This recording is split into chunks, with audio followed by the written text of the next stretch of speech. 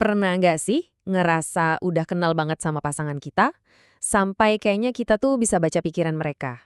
Tapi, gimana kalau ternyata keyakinan kita itu seringnya salah? Nah, yuk kita coba bongkar bareng-bareng beberapa kesalahan yang mungkin tanpa sadar lagi terjadi di hubungan kita. Coba deh, jawab jujur sama diri sendiri. Beneran yakin? Soalnya faktanya gini, seringkali ada jurang yang dalam banget antara apa yang kita pikir kita tahu sama apa yang sebenarnya ada di kepala pasangan kita. Dan disinilah beda paling mendasarnya. Lihat ya, memahami itu butuh kerja.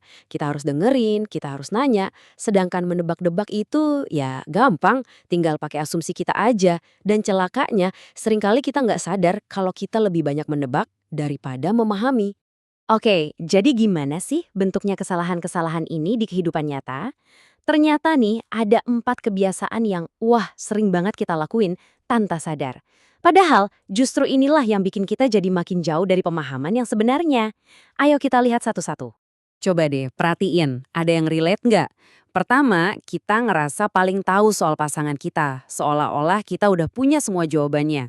Kedua, ya karena udah ngerasa tahu, kita jadi malas nanya lagi. Ketiga, kita langsung loncat aja ke kesimpulan sendiri. Dan yang terakhir nih, yang paling sering, kita ngebandingin dia sama diri kita sendiri. Mikirnya, kalau aku sih bakal begini. Mungkin kedengarannya sepele ya, kebiasaan-kebiasaan tadi. Cuma salah paham dikit. Tapi jangan salah, kalau ini kejadian terus-terusan, efeknya itu dalam banget buat pasangan kita loh. Ada luka psikologis yang nyata di sana. Jadi intinya begini, ini bukan lagi soal miskomunikasi biasa. Ini tuh nyentuh perasaan yang paling dasar banget buat kita sebagai manusia. Perasaan pengen dilihat, didengar, dan dimengerti seutuhnya. Waktu kita cuma nebak-nebak, secara nggak langsung, kita itu bikin dia ngerasa sendirian di dalam hubungan itu. Oke, kita udah bahas masalahnya, udah bahas dampaknya. Terus, solusinya gimana dong? Apa sih sebenarnya arti dari memahami itu? Jawabannya mungkin bakal bikin Anda kaget, karena sederhana banget. Yang perlu kita ingat banget nih, memahami pasangan itu bukan berarti kita harus jadi cenayang yang bisa baca pikiran. Bukan. Ini bukan soal punya kekuatan super buat nebak-nebak isi hati orang. Sama sekali bukan itu. Tapi soal ini, kuncinya bukan di kemampuan, tapi di kemauan.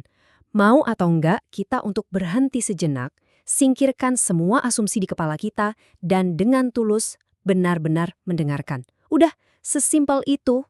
Nah, semua obrolan ini nggak akan ada gunanya kalau kita nggak coba lihat ke dalam diri sendiri. Sekarang, giliran kita buat ngaca sejenak.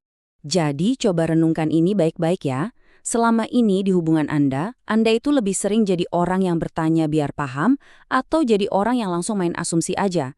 Karena jawaban jujur dari pertanyaan ini itu bisa jadi awal dari hubungan yang jauh lebih kuat dan nyambung.